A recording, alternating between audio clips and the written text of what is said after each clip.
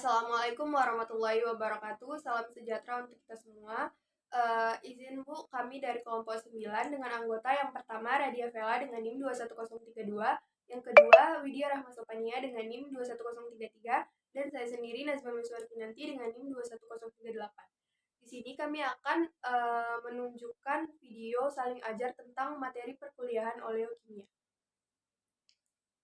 Baiklah, di sini saya, Radia Vela, akan menjelaskan tentang permasalahan dari yang Ibu berikan pada saat tatap muka kemarin, yang mana permasalahan dan yang akan saya bahas itu adalah permasalahan dan solusi pemicu isu 1, yang mana pada isu 1 itu dijelaskan bahwa PT Bakery Sumatera Utara Plantation TBK siap mengoperasikan pabrik oleokimia di Kuala Tanjung, Kecamatan Medan Geras, Kabupaten Batubara.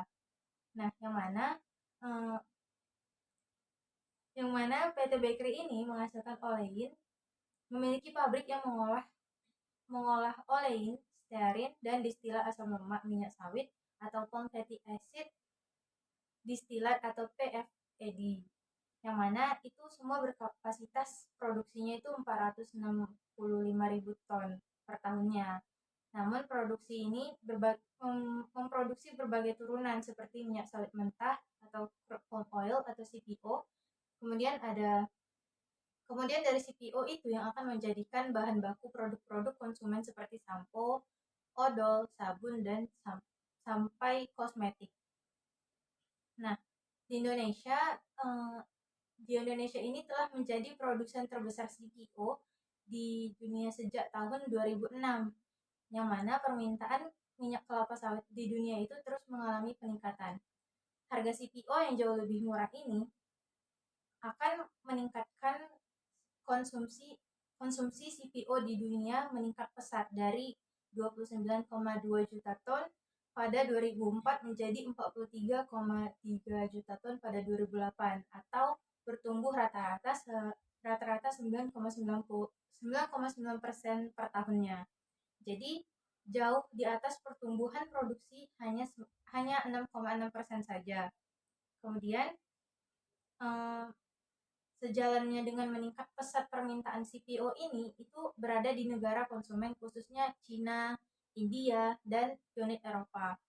Kemudian di Indonesia ini memiliki comparative advantage dalam memproduksi crude palm oil atau CPO ini dari crude palm camel oil atau CPO, yang mana nanti pengembangan industri di Indonesia ini sudah mencapai tahap keempat pada tahap di mana Indonesia ini telah memproduksi secara massal intermediate input seperti fatty acid, fatty alkohol, gliserin, dan berbagai macam yang lainnya. Nah, industri sawit ini masih dikembangkan untuk meningkatkan value added dengan membangun pabrik yang menghasilkan produk akhir gitu ya, produk akhir seperti consumer produk seperti sabun, deterjen, dan lain-lain sebagainya. Mungkin untuk isu kedua bisa dilanjutkan oleh teman saya. Jadi kan tadi kalau isu pertama itu menjelaskan tentang perusahaan dan produknya kan. Kalau misalnya isu kedua itu dia menjelaskan bahwa ada satu perusahaan dia itu membangun kerjasama dengan perusahaan lain, dan di mana perusahaan itu adalah perusahaan Sumatra Plantation. Perusahaan ini membangun kerjasama dengan 6 perusahaan lainnya. Nah, perusahaan-perusahaan tersebut itu menghasilkan sama juga menghasilkan CPO atau crude palm oil yang nantinya akan dipasarkan. Nah, terus jadi si CPO ini kan dari kelapa sawit. Nah, kelapa sawit itu memiliki peluang ekspor yang besar. Jadi nanti produk-produk hasilnya itu akan dipasarkan ke negara lain. Terus dari kerjasama perusahaan itu menghasilkan ibaratnya tuh kayak peringkat yang baik lah untuk kerjasama itu. Jadi dihasilkan peringkat utama pengekspor CPO terbesar di Indonesia dari kerjasama perusahaan itu. Nah, terus jadi untuk kita tahu sendiri tuh industri oleokimia di Indonesia ini baru. Nah, jadi bisalah kita buat dari solusi permasalahannya itu uh, untuk memajukan industri oleokimia di Indonesia itu bisa kita mulai dari kerjasama-kerjasama antara perusahaan sehingga bisa memudahkan antara satu perusahaan dengan perusahaan yang lainnya. Jadi dia kerjasama supaya lebih mudah. Pada isu 3 ini, dia akan menjelaskan tentang produsen bahan kimia, yang mana dari perusahaan PT Do Indonesia. Yang mana PT Do Indonesia ini mengincar wilayah pasar baru dengan di industri pertambangan bahan kimia atau oleokimia dalam melakukan program hilirisasi tambang yang membutuhkan produk kimia gitu. Tujuan dari hilirisasi ini untuk membawa dampak positif dalam peningkatan pendapatan petani ataupun masyarakat, menciptakan nilai tambah di dalam negeri, merupakan penyerapan tenaga kerja juga, pengembangan wilayah industri, proses teknologi, dan untuk ekspor sebagai penghasil devisa juga. Nah, di Indonesia ini menjadi salah satu produsen minyak kelapa sawit terbesar tadi kan. Nah, PT Do Indonesia ini berencana untuk sepenuhnya mengelola produk bahan kimia dengan mengincar industri oleokimia yang lainnya. Nah, jadi solusi permasalahannya itu PT Do ini berencana menambahkan portofolio mereka di bidang industri agar perusahaan-perusahaan lain itu tertarik untuk ikut bekerja sama dengan perusahaan mereka gitu untuk memproduksi bahan kimia yang lebih baik dalam menghasilkan CPU terbesar di dunia. Mungkin bahas yang isu keempat. Jadi kan tadi kalian itu bahas isu 1, 2, 3 hanya di Indonesia saja. Jadi kalau di isu 4 ini perbandingan antara produksi kelapa sawit di Indonesia sama Malaysia. Jadi walaupun Indonesia ini sebagai produsen CPU terbesar di dunia, namun dia kapasitas produksinya itu tidak sebaik Malaysia. Walaupun Malaysia itu sebagai produsen kedua, kita tuh masih kalah jauh dibandingkan Malaysia. Dan berdasarkan data BPS di tahun 2013 nih kan, Indonesia tuh sebagian besar penduduknya itu merupakan pertanian dan subsektornya itu perkebunan. Nah, subsektornya ini perkebunan itu yang membantu perekonomian Indonesia juga. Jadi, adapun alasan faktor-faktor penyebab kenapa sih produksi CPO di Indonesia itu tidak seperkembang Malaysia. Yang pertama tuh iptek. Iptek Indonesia tuh udah berkembang, cuman dari pemerintahnya sendiri itu belum dukung. Banyak sih dari hasil penelitian dan pengembangan, kayak misalnya peningkatan rendemen hasil CPO itu belum maksimal dibandingkan dengan Malaysia. Selanjutnya itu ada infrastruktur belum cukup untuk mendukung. Selain dari iptek, infrastrukturnya juga belum mendukung. Misalnya tangki timbun atau pompa minyak kelapa sawit atau produk turunannya hanya terdapat di beberapa pulau besar saja di Indonesia seperti kayak di Belawan, Kuala Tanjung, Dumai, dan Tanjung Priok. Dan pelabuhan utama terutama minyak sawit itu cuma ada di Belawan dan Dumai, jadi dia nggak tersebar merata di seluruh Indonesia.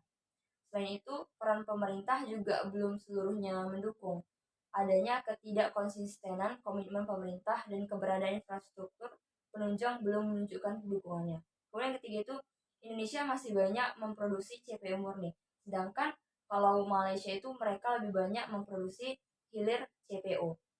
Jadi solusi dari permasalahan itu dalam mendukung pengembangan industri hilir di Indonesia, seharusnya pemerintah pusat membuat kebijakan untuk menstimulus produktivitas industri hilir CPO. Pemerintah dapat meningkatkan industri sawit maksimal skala nasional dengan menerapkan kebijakan berupa pembatasan dan stimulasi.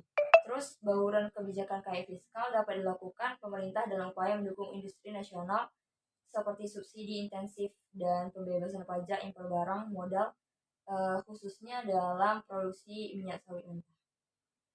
Nah, jadi dari sesi saling ajar kami ini, kami dapat menyimpulkan bahwa isu 1, isu 2, dan isu 3, dan isu 4 itu saling berkaitan, di mana sama-sama menjelaskan tentang industri oleokimia, baik itu produknya, faktor-faktor yang mendukung perkembangan maupun hambatannya, terus sama bagaimana cara industri oleokimia itu dapat bekerja sama.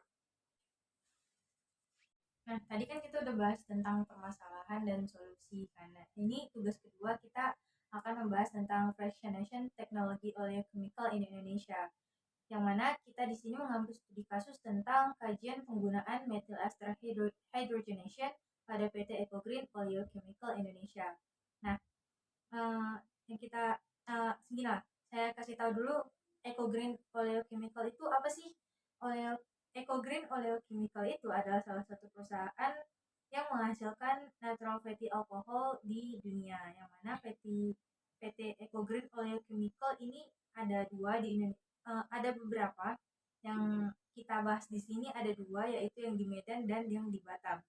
Yang di Batam ini merupakan salah satu perusahaan Ecogreen Oleochemical yang bergerak dalam memproduksi minyak atau lemak dari hewan yang merupakan bahan kimia yang berasal dari minyak atau lemak dari hewan maupun tumbuhan yang menghasilkan atau yang memproduksi unsaturated fatty alcohol atau oleal alcohol. Kemudian ada juga berbagai macam saturated fatty alcohol dari C8 hingga C18. Kemudian ada oleic acid, refined glycerin, dan specialty ester seperti medium chain triglyceride atau MCT untuk bahan kosmetik, obat-obatan, makanan, dan minyak pelumas. Kemudian PT Ecogreen yang ada di Medan itu adalah perusahaan yang memproses minyak inti sawit menjadi bahan baku untuk pembuatan deterjen, sampo, sabun, serta bahan baku industri farmasi lainnya. Dan produk yang dihasilkannya itu ada fatty acid, fatty alcohol, glycerin, dan berbagai macam yang lainnya. Nah, tadi kan udah dijelasin tuh, produk dari PT Ecogreen itu kan fatty alcohol. Nah, jadi untuk memproduksi satu produk itu kan kita tentu butuh suatu proses dan teknologi kan. Nah, dalam hal ini tuh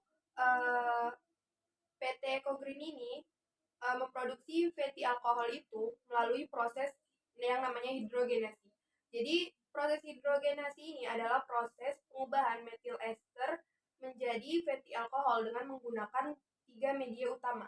Nah, 3 media utamanya itu yang pertama steam, yang kedua hidrogen, dan yang ketiga itu adalah katalis.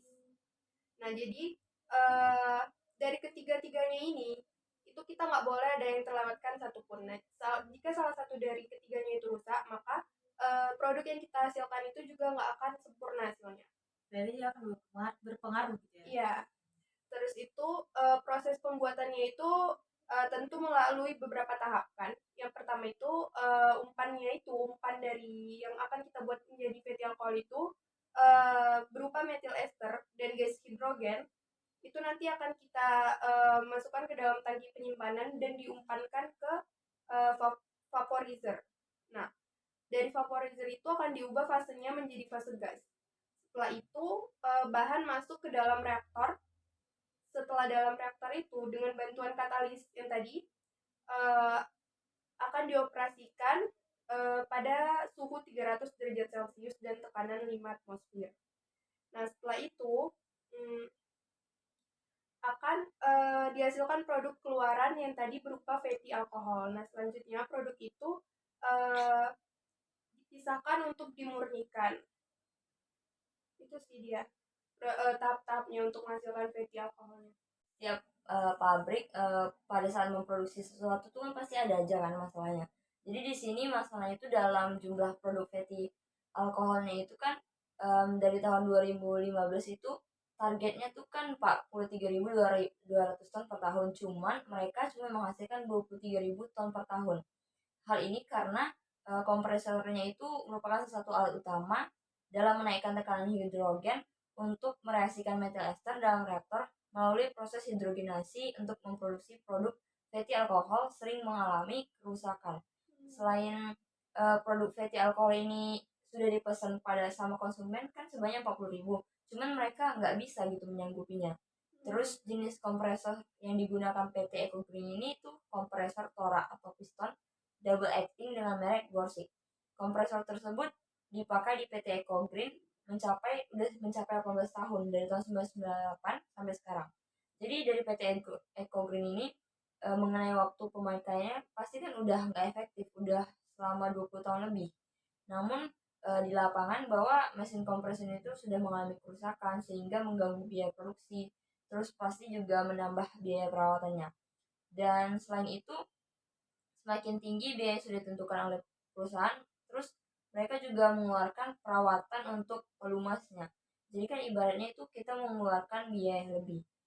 Nah, oleh karena itu solusi dari penyelesaian itu pertama dari model gaya kepemimpinan atasan, di mana atasannya ini sangat berpengaruh ketika mengatasi troubleshooting ini. Selanjutnya memerlukan koordinasi dengan pihak terkait dan mengakibatkan birokrasi yang panjang. Demikian juga perawatan dan perbaikan peralatan pastinya memerlukan waktu yang lama dan memerlukan biaya yang banyak juga. Selain itu, memproduksi metal ester memerlukan tekanan hidrogen dalam proses hidrogenasinya. Oleh karena itu, diperlukan inovasi mesin atau alat yang lebih efektif dan lebih tahan dalam suatu proses hidrogenasi selain kompresor ini. Dan perusahaan juga harus membatasi pesanan konsumen dalam memproduksi fatty alkohol. Jadi kalau misalnya nggak sanggup, ya jangan terima. Baiklah, sekian diskusi kami tentang industri oleokimia. Kami mohon maaf apabila terdapat kesalahan dalam penyampaian kami. Assalamualaikum warahmatullahi wabarakatuh.